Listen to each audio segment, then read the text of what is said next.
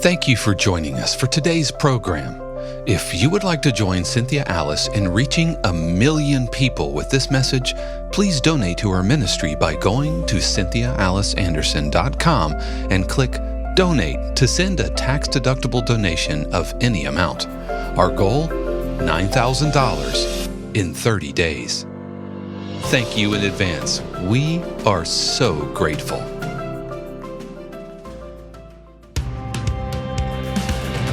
Supportek Staffing presents The Authentic Spiritual Journey, a weekly show featuring real and practical spiritual conversations from diverse perspectives here on the Experience of the Soul podcast channel.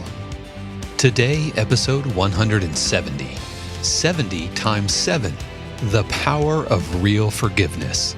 And now your host, Reverend Cynthia Alice Anderson. Hello and welcome to The Authentic Spiritual Journey. My name is Cynthia Alice Anderson. I'm the host, and I'm here today in 818 Studios with my producer. Hello, everybody. This is Dave Croft. Thank you so much for joining us for episode 170 of The Authentic Spiritual Journey. As always, I hope that you had an amazing weekend, and welcome to the week. It's Monday, and here we are. We are here welcoming you to a whole brand new 7 days. Happy Monday. Welcome to the week. And of course, you may not be listening to this on a Monday, but we always like to think of you joining us right when the show drops. You know, there are some folks that just are waiting every Monday for that show to download. So that means the world to us because we know you like starting your week out positively, you know, thinking about spiritual things. And we've really discovered that our listeners are people that are just trying to live a spiritual life, you know, trying to make the world a better place through, living their best life. And, so anyway, we welcome you to the show with us, most definitely. And, you know, I was just listening again to a show with the writer and producer, Greg O'Connor, and I wanted to lift up that show again. That was a great interview with Greg, and he's such a wonderful, kind, and gentle soul, and also brilliant. And so I always learn a lot, you know, when I'm around Greg. So it's been a pleasure to have him on, and we have a lot of great guests coming forward too. I've been having fun doing field recordings recently. Yeah, it's been really good to kind of have you go out and meet people because it's not, always possible to have everybody come to Orlando, obviously, and there's just a different energy than, the Zoom or the remote thing. So to be able to be in the space with someone and talk to them face to face, I think there's just different energy to that. I know. Well, what was really fun about when I interviewed Bobby of the Replay Museum in Tarpon Springs, Florida. We haven't aired that interview yet, but I was thinking back to it. And my son was with me because, of course, we both got the benefit of playing video games, after the interview. And he got a lot of great pictures. And I thought, I just wish her green hair would come through in the video. But we didn't do any video. We just took a few stills, but we may try to put one up, see if we can get one, good enough quality to show you and get a vibe of the place. But it's been a lot of fun being in the field and connecting with people. And, what I've learned too is it's a place people feel more comfortable when they're in their zone and their place. And yeah. And the Fred Albers interview is amazing too. He recorded some classical stuff and some meditation music. So we've been really blessed. And I want to mention too, take the time to mention, we've had some wonderful suggestions for who to interview. And I've reached out to a couple of those people. So I think the next 6 months are going to be really amazing with the guests we have, coming on. And of course, our goal is to always have people that are really seeking to live a spiritual life that are very successful in what it is they're doing, So that's wonderful. I recently had the privilege of going on someone else's show, and it's largely for women in IT, which was interesting. And it's very interesting that I've been able to support a lot of people in the corporate world. So I felt really honored to do that. So also, if you know somebody whose show I should be a guest on, like somebody recently asked me, would you like to be on Michelle Obama's show? And I said, yeah, I would. Do you know Michelle Obama? No, but I'm going to recommend you. And then I think the other one was Hillary Clinton as well. So I was like, I'd be honored to be on either show. Yeah. And so if you ever have any suggestions, whether for a topic or for a show that Cynthia Alice can be on, you can always reach out at experienceofthesoul.com/contact. Right. And, Dave, that show you and I did together was a lot of fun, too, with Sean and Natalie. Oh, yeah. That was a lot of fun. That was a lot of fun. Yeah. So we don't get to do that much. But today is a special day. We have our coffee. It's very early in the morning. The sun is still coming up. And we're talking about something very near and dear to my heart. Dave, will you give us the title today? Sure. Yes. The title for today's episode is 70 times 7, the power of real forgiveness. That's 70 times 7, the power of real forgiveness. Yes, anybody who's known me long knows they're going to say, this is all she ever talks about is forgiveness. The answer to that is a resounding yes. I'm not apologizing for that. What I've learned over the years in by having both incredible teachers and mentors, and also now teaching people all around the country and even a few around the world, is that we need repetition to get it in our consciousness. And my best teachers had the same lessons that they would repeat in slightly different ways, so that I could both start to understand and then finally apply some of those lessons. And friends, I know when you hear some of the things I'm going to say today, you are going to be able to apply them, but it might be 6 months, it might be 6 years until that takes place. And that's okay, because we're all in this journey together. And forgiveness is one of those things that it's like a major key to our growth and development. And I think it would be, what's that old phrase? I would be remiss if I did not, on a almost continual basis, bring it back up into our consciousness. So 70 times 7, the power of real forgiveness. Yes, as you said, Dave, that's our topic for today. And I want to just really move into my heart and say the why of this. So I could say from like a real mental level, everybody should do it. It's a spiritual practice. But from the heart level, here's what I know about it. Like if I was not ordained, what would my experience be like? I don't want to try to talk to you as a minister, as a person. And what I've seen is when I forgive, is I move into soul freedom. I feel a rush of positive energy. I feel free to be myself. I notice that I feel in the flow of life in general, and especially in my finances. I can't explain it other than that's how it works. And so I also know for me that forgiveness over the years has been a process. I can't forgive everything at one time. I think I might blow a gasket if I tried to do that. But day by day, every day, forgiveness.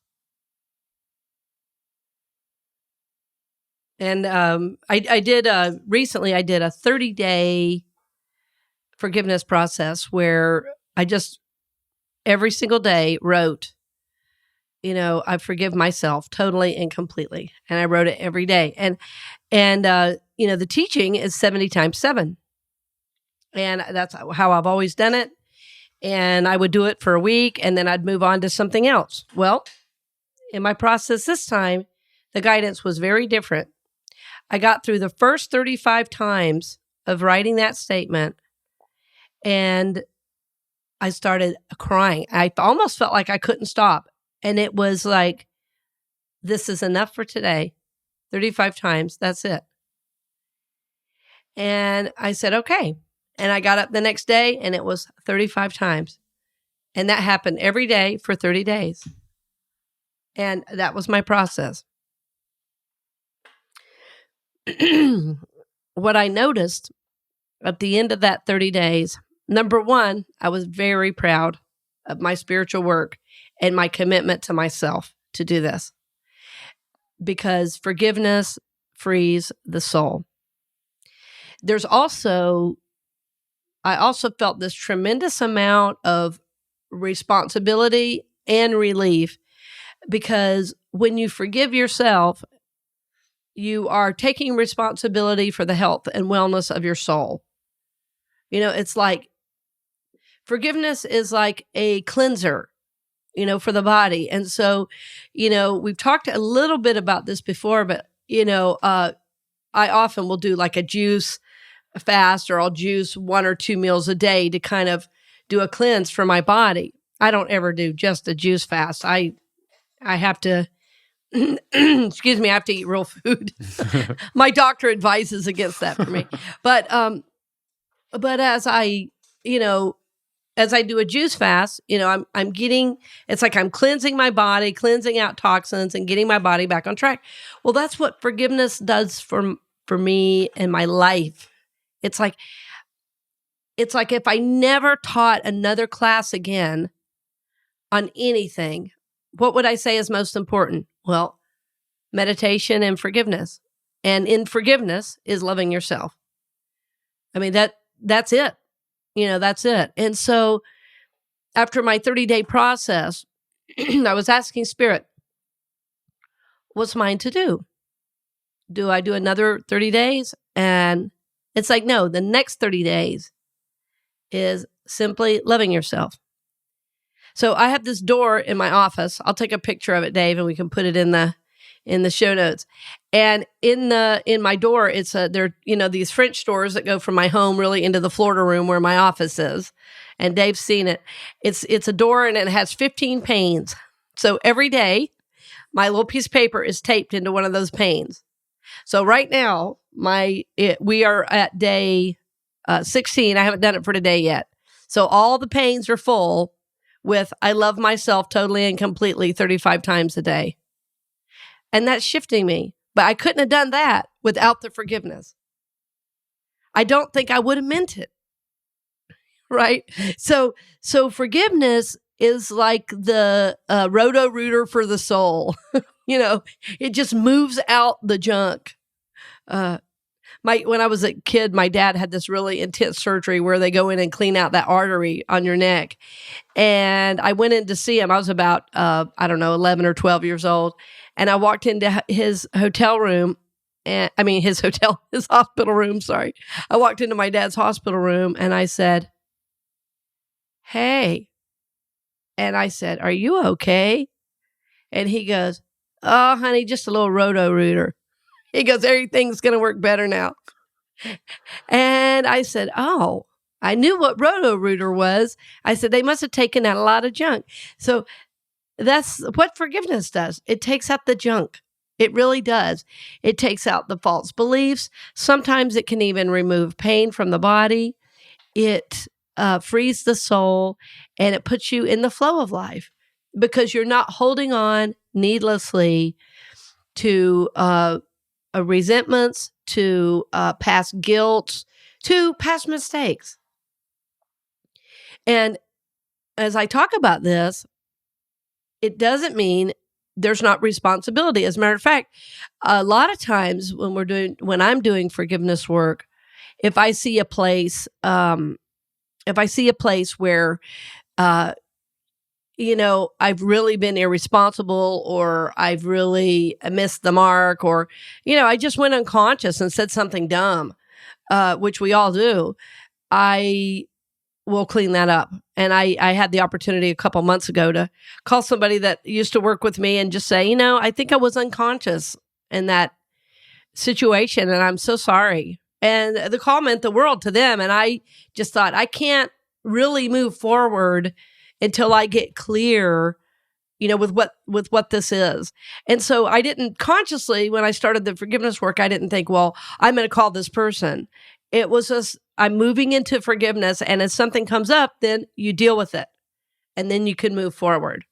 So for me, forgiveness is about cleaning the slate, about becoming conscious, about becoming responsible beings, about becoming the kind of soul I really want to be.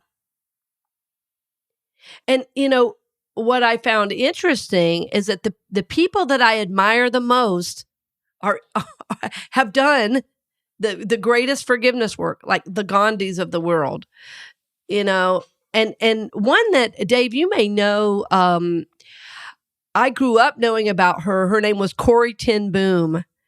And she was very talked about in the fundamentalist school that I grew up in. She was a hero because she helped Jews in the Holocaust, and basically she hid members of the resistance inside her home. Anyway, long story short, all of her family members were killed. She survived. She survived the Holocaust, but all of her family members were killed. But she wrote several books. It has an amazing life story. But the thing that touched me the most was that she forgave her oppressors and those that killed her family. Now, what do you even say to that? Like, how did she find forgiveness? But somehow she did. And she was giving a talk at one time, and she was talking about her experience, what she'd done, and she was really seen as a hero. I believe she was from the Netherlands, but yeah, she was Dutch. We'll have a link to her Wikipedia page. But yeah, Dutch. just so for people to know a little bit about her. And it's interesting too. I don't know if it says there. Not only was she a writer, she was also a watchmaker. Does it say that? Yeah, it does. Yeah, yep. yeah. Very obviously. Very bright woman. I when I see things like that, a writer and a watchmaker, I'm like, I think she probably uses 90% more of her brain than most of us. No, she passed away, I think, in the 80s. But what a life! And so, and I think she lived up into her 90s. But incredible soul. And so she had been speaking one time, and she was talking about forgiveness and what had happened, and this man waited, till the end of her speaking. And when she saw him, she knew this was the person who had basically killed her family in front of her. And he said, "And can you forgive me too?" And she did. So, when we hear that, or when you hear that, when you think of that, I know you've been through big life issues. I'm sure none of us have been through that are listening. And even if we have, there's a potential to find forgiveness,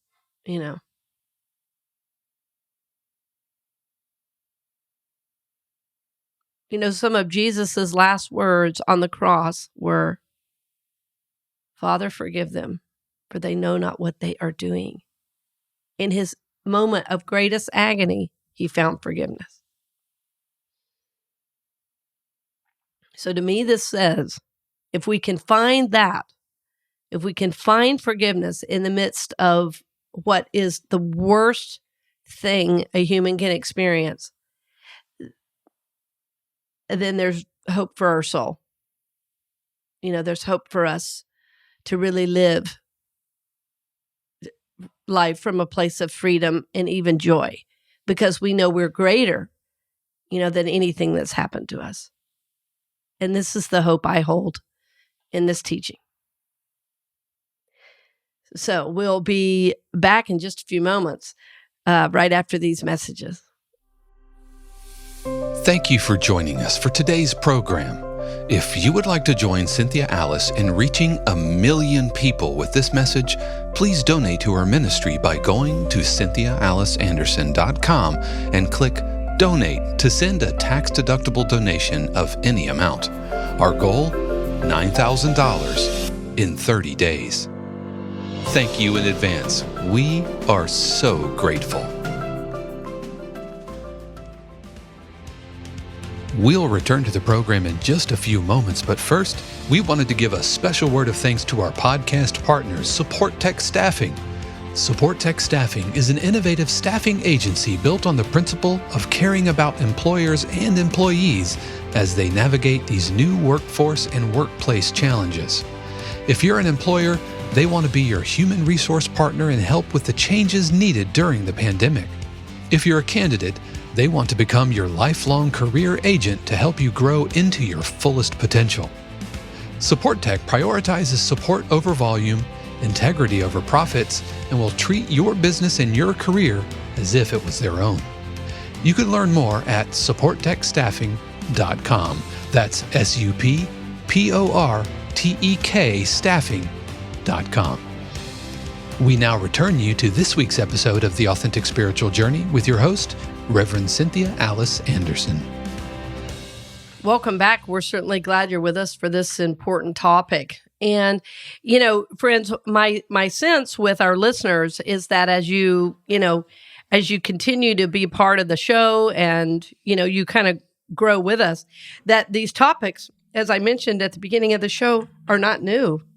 But the more we work them, the deeper the impact they have in our lives. And, the title of today, 70 times 7, comes right out of a scripture. And so I wanted to invite Dave when he's ready to read that. And I even chose the old school King James version because I really like that version. Yeah, so this is from Matthew chapter 18, verses 21 through 22, King James. Then came Peter to him and said, Lord, how oft shall my brother sin against me, and I forgive him? Till 7 times? Jesus saith unto him, I say not unto thee until 7 times, but until 70 times 7. Read it one more time. Then Peter came to him and said, Lord, how oft shall my brother sin against me, and I forgive him? Till 7 times? Jesus saith unto him, I say not unto thee until 7 times, but until 70 times 7. Yeah, and thank you for reading that, Dave. I just think the scripture sounds better when you read it to me. 7 times, 70 times 7. So I think, what Peter was asking, and I'm going to go both literal and metaphysical on this because, Peter is the one Jesus said was to him, upon this rock, I will build my church. So, and in the 12 powers, Peter represents faith. So we know Peter had great, great faith. We also know there were times Peter doubted. So I wonder if Jesus's answer would have been the same to all of us. And my sense is it would, because there's always kind of a general application of what Jesus says to the disciples is something we all need to hear. And I think Peter was kind of saying, how many times am I really supposed to do this? Like there's a limit, in other words, to the love that's available or the forgiveness that's available. And so what we know is Jesus says, 70 times 7, not 7, 70 times 7. And so what we know about the way the Bible is written, anytime there's a 0 on a number, it's to emphasize that number. And so how I interpret it is as much as is possible, to shift the way you're thinking about it. But I've also found that this doing it 70 times 7, like that exact practice, as I mentioned earlier, it seems to be the magic number for moving through an issue. So I love to test these teachings in my own life. And so as I was talking first half, I think I said to you, this last time I was doing my forgiveness working on. I always do 70 times 7. It's 70 times, 7 days in a row. And this time No, that wasn't what I was to do. So what I love about this, and the reason I'm giving both, I can hear somebody saying, well, which do I do, 70 or 35? And I'm going to say to you, see, this is what being responsible for our own journey means, that we work with Spirit in our own way. And all I'm doing is sharing my journey. Dave shares his journey. We are sharing what it's done for us, what our suggestions might be. But what matters is your walk with Spirit and how you choose to walk through this teaching. I think the purpose ultimately is to do something, to choose one and try it. Because if we don't, it's really staying in the mind. And you don't really forgive in the mind. Forgiveness helps change the mind, but forgiveness is really in the heart and soul. In the Amplified, which I'm a big fan of the Amplified Bible. Yes, I knew that. It says, Peter came to him and asked, how many times will my brother sin against me and I forgive and let it go? So, Yes. So the Greek word for forgiveness is forgive and let go, which forgive and forget. I mean, is that what they're talking? So it's not just, forgiving, but releasing it. Not holding on to that luggage that comes along with that. Well, I think it's good you're mentioning that, because I think that's what somebody's asking is, well, how do I know when I've done it enough? Well, by if you have really let it go, if you can think of this situation and see it from a higher perspective, see the purpose in it or the lesson from it, or, just go, wow, I'm really glad I'm done, with that energy. Sometimes. But I think the only caveat I always want to mention about forgiveness is I am definitely not saying to forgive someone who is harming you and allow them to continue harming you. And the traditional teaching of forgiveness often sounds this way. And so forgiveness is not, I always feel like I need to say this, forgiveness is not condoning bad behavior. It's, as Dave said, it is releasing. It is a letting go of the toxic energy from your side. You can't change what was done. It's over.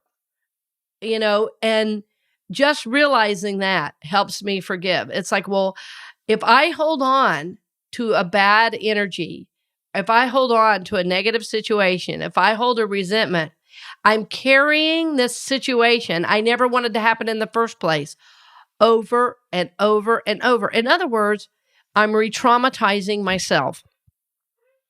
And so to get back to what I was saying about, is it 35 times? Is it 70 times? I just want to say, And at the end, I'll give you one little thing to try too, which will help you. But before I get there, I don't want to forget to mention, I've studied a lot about forgiveness, and one of the best books, I'm going to hold it up for those viewing, it's called The Book of Forgiving, and it's by Archbishop, or former, he's made his passing now, Archbishop Desmond Tutu, and his daughter, Mpho, M-P-H-O is the spelling of her last name, who is also a minister as well.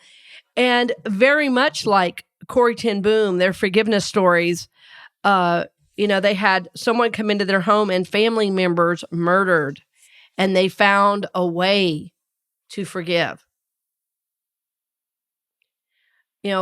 My teacher, who I studied with for so long, we've mentioned her a million times on the show, Jane Elizabeth, her daughter was kidnapped from her front yard and murdered. And Jane was able to find forgiveness. So, from the human side, we say, how? How? Well, one of the things in the book that really touched me is that when they were talking about their experience of forgiving, they realized that there was a cycle to it if they didn't forgive. And it's a resentment cycle. And so what happens is that if we get hurt and we hold on to that hurt, we make a choice, either to harm or to heal. Those are the only two choices. And when they thought of holding on, to this hurt, and they wanted, of course, from the human level at first, revenge, payback. How could somebody do this? But when the transgression was so egregious, was so bad, they said, we don't want to be that. And so what they said in the book was that there is this circular pattern we get into where we get hurt, then we choose to harm, and then there's revenge payback. And suddenly, guess what? We're just like the abuser that hurt us, or the perpetrator who hurt us, right? So we don't want to become that. And so forgiveness takes us kind of off that karmic wheel of you did to me, now I'm going to do to somebody else or do back to you. In the short term, it feels like a place of power, but long term, it keeps us stuck in this lower energy, in this very human, kind of eye for an eye, tooth for a tooth kind of thinking. And so what happens when we don't forgive is that we become our own victim. We are re-victimizing ourselves by holding on to the hurt and the energy. And I wish somebody would have done different. And I wish I would have done different. And I hate myself and I hate them. And why did they, Even saying that right now, I know you can feel the energy. It's not good. But if I say, you know what? I am so tired of carrying this stuff. I really want to heal. Just even being willing to forgive shifts that. And so what happens after we've been hurt and we're carrying that pain, instead of choosing harm and payback and revenge, we choose heal, then it moves us right out of that cycle. If we choose to heal, it moves us right out of that cycle. And then we become our own rescuer. I say our own. Well, it is the God energy around us, within us, of course, that does the healing, that does the rescuing. But we have to decide. We don't want to carry it anymore. See, we have free will. So God's not going to make us forgive. Right? We have to decide the kind of person and the kind of life we want, to live.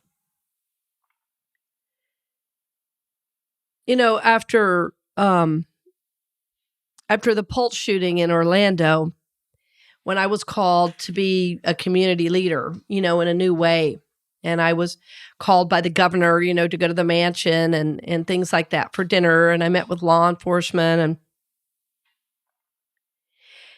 and people said, how can you meet with Governor Scott? He's, been bad on this and bad on that. I said, well, he's trying. And they said, well, it's all political. I said, well, that may be, but I choose to forgive. I choose to forgive. So for me, that was an important choice. And what I know is that it opened the door to a friend. It's hard to make legislation that's going to negatively impact a friend. And I would still call him a friend today. We had numerous conversations. We ran into each other at several events. We were on a first name basis. Forgiveness was the key to that opening.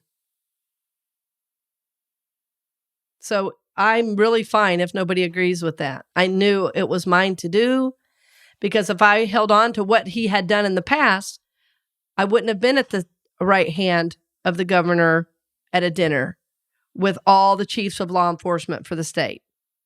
I wouldn't have been able to do that. If I were holding resentment and anger, I would not have been invited. So, real forgiveness, That's the title, right? 70 times 7, the power of real forgiveness, is really ultimately about letting love rule your life, instead of hurt and pain and resentment. And on the internet right now, I see a lot of blaming, a lot of people calling people stupid. And, friends, that's not helpful. I don't care how righteous you feel in your position, you are missing the spiritual point. Everything that's happening right now is an opportunity for spiritual growth. No matter how right you think you are, if you're staying in right and you're not in love and forgiveness, you're missing the point. It doesn't matter which position you're in. I don't care which political party you're with and which scientists you're listening to. If you're not in love and forgiveness, you're not living a spiritual life. It's that simple. You are in judgment, you are in self-righteousness, and that is of the ego. That is not of God. Look how right Jesus was. He didn't go around telling everybody how right he was. He said, Father, forgive them. So, friends, forgiveness is our highest call. So I think the questions we're always asking ourselves, or should probably need to be asking ourselves, is there anybody I need to forgive? And is that forgiveness for me? Do I need forgiveness? Am I holding myself hostage to even an old view of myself?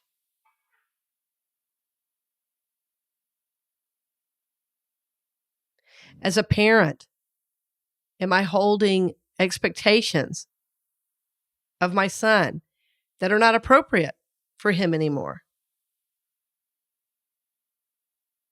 All of these things are places where forgiveness would really clear the energy and make room for love and connection and support. So this is what we want to be mindful of. Like, are we really holding on to something from 10 years ago, 20 years ago, 30 years ago? And even how much are we ruminating over something that just happened? Think about the time and the energy you've spent on that when it could just be, as Dave said, let go of and forgiven. So the very, very simple way, if when I say, do something 70 times a day or 35 times a day, you say, well, I don't have time for that. Well, number one, I think you do, but I'm going to give you something real simple to use instead. And what I like to use is a simple phrase, which is, I forgive myself totally and completely. And I say that over and over and over while I fall asleep. And I love that one. Or I forgive whoever I've left out of my heart that day. I just say that over and over as I go to sleep. I forgive whatever the name is totally and completely. And I say that over and over and over again. Now, as I'm saying this, I want to lift something up that I haven't mentioned, and it's important. Spirit wouldn't let me forget it, which is, if and when you do forgive, it does not necessarily mean you're going to be in relationship with that person. Because when forgiveness happens, when you make the choice to heal, after that, there's also two options. One is reconciliation, and sometimes that can happen. Two is a release of the relationship. So sometimes a release of the relationship is by far the healthiest. Other times, a reconciliation is also important. So I want you to hear me say, just because forgiveness happens, it doesn't mean you have to invite that person back into your life. You may or you may not. And I always like to remain cognizant of this so that we're not trying to force ourselves to be in a position, we're not in. Sometimes it would be hurtful to us to try to renew a relationship. And at other times, to release the relationship would be hurtful. So this is why we call this a journey, friends, because, what was a choice 10 years ago may not be the choice today. We as we grow, as we expand in consciousness, we become very clear that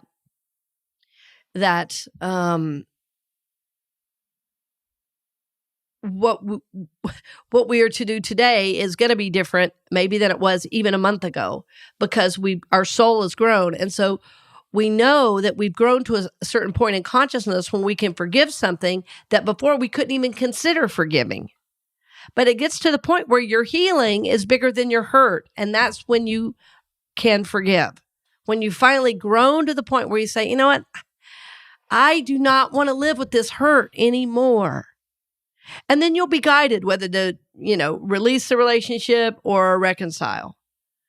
But just being willing to forgive will help bring into your consciousness what's yours to do. And this is always my prayer. When I was doing forgiveness work, I was in my early 30s. I can't believe that was 20 years ago now. But I was in my early 30s, and I'd heard Edwene Gaines speak, and she, spoke so much about forgiveness. And I was doing forgiveness work. And as I was doing it, it was in my meditation time. I had this image, this face kind of float to the surface. You ever do that? You see somebody in your mind. And I remembered the position we were standing in, where we were, and what the person said. It was some guy from high school. I'm talking like I was 15 years old. And what he said was so hurtful. And I thought, am I really carrying this around a whole lifetime later? Like, I was thinking, I'm in my 30s and I've carried this for another 15 years. Like, I was 15 when it happened. I've carried this for almost 20 years. I think it's time to release that one statement. He was just a dumb kid. So that's what I'm saying. I hadn't consciously thought of that, but in my meditation time, just because I was willing to forgive, I said, I don't know what else to forgive. That came up and I started laughing. I said, okay. So then I did another, 7 days on that person, that process. And then I did a big release process too, and released him to the light. And of course, this is not somebody I would reconcile with because I hadn't talked to him in, 20 years. So, but I wished him well on the journey, whatever. Because they had at one time been a friend. So friends, of course, my hope is that you'll hear this today and go, there may be some forgiveness work to do. And I can tell you that is an affirmative. Because if you're alive now, the answer is yes, of course, there's something to forgive. So my encouragement to you is to know that forgiveness frees, forgiveness heals, and forgiveness moves you forward on the soul journey like nothing else. So my hope is that you will value yourself and your journey enough to take the time to journal, to, as you go off to sleep, to say, I forgive, whatever that name is, totally and completely, and just say it over and over and take that into the dream state. And you'll wake up refreshed, you'll wake up with a new energy, and you'll wake up remembering that you are God's and not hanging on to all of this negative energy. So this is our hope for you and our prayer. And of course, we're lifting you in our prayers. And we thank you so much for always blessing us with your love and your support. And I forgot to mention, we are still in our program to raise $9,000 in this 30 days. And we are committing also to tithing back to Orlando Minority Youth Golf Association off whatever proceeds come in. And those proceeds will help us with our production time, with our studio time, with our marketing. So whatever way you choose to give to our organization, I can't tell you how grateful we are. And I'm amazed we're over, 164,000 downloads. So we are reaching the world. And we want to continue to do that. And we do it through your loving financial support. So thank you again, dear friend. Blessings on the journey, and we'll see you here next week. Thank you for joining us for today's program. If you would like to join Cynthia Alice in reaching 1 million people with this message, please donate to her ministry by going to CynthiaAliceAnderson.com and click Donate to send a tax-deductible donation of any amount. Our goal, $9,000 in 30 days. Thank you in advance. We are so grateful. We hope you've enjoyed this week's episode of The Authentic Spiritual Journey, presented by Supportek Staffing. This channel is also made possible because of listeners just like you. If you would like to support the channel with your tax-deductible contribution on an ongoing basis or through a one-time gift, head over to experienceofthesoul.com/support. The Authentic Spiritual Journey is copyright 2021 Cynthia Alice Anderson, all rights reserved. Our theme music is composed by Dave Croft and used with permission from RR Hot Publishing.